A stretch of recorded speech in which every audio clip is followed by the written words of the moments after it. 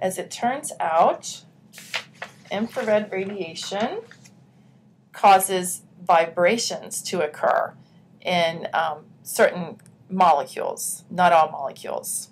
Okay, and so what we have to do now is we have to model the chemical or the molecule in yet a different way now. We're going to look at molecules in yet a different way. This time we're modeling the bonds in a very unique way. This particular pictures, all these pictures are modeling carbon dioxide. So this would be the carbon and these would be the oxygens. And rather than modeling the bonds as a pair of electrons, or in this case 2 pairs of electrons, or as little dashes, in this case we're modeling the bonds as springs. Because as it turns out, atoms that are participating in a chemical bond are not static. They're not fixed in space, but rather they vibrate back and forth at a certain rate. Okay, so in all chemical bonds can be modeled also as springs. It's the next higher level of understanding of molecules. So we think of bonds as little springs.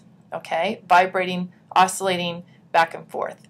And there's different types of oscillations that can occur. Now, try to imagine, I don't know if you guys have ever held on to a slinky, but it's a pretty, a very stretchy spring.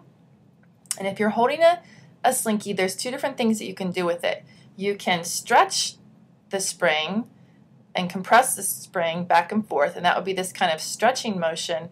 Or you can take the slinky in your hand and move it up and down, and that would be what we call bending motion. Okay, so you can do a stretching type of a spring action, or you can do a bending type of a spring action. And as it turns out, atoms that are involved in covalent bonds in molecules can undergo stretches. And depending on the number of atoms in a molecule, they may also be able to undergo a bend.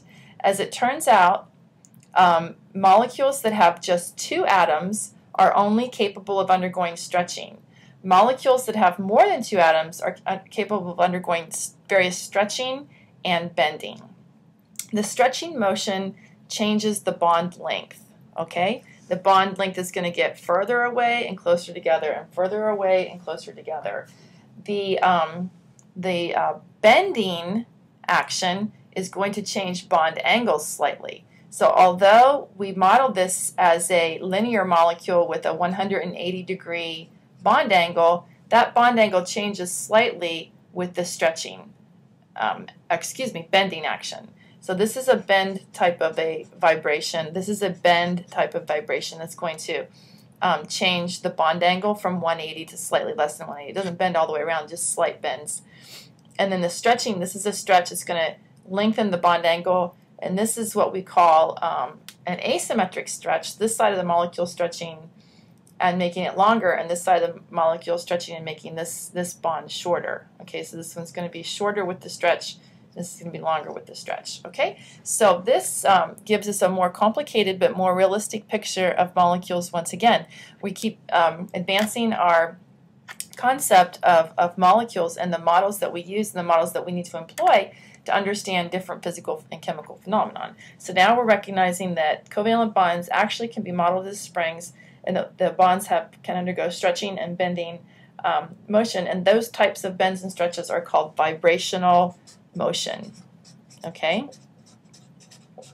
As it turns out, well, I'll get to that later. We'll just leave that now. There's different types of motions that molecules can undergo. Well, I'll tell you, yeah.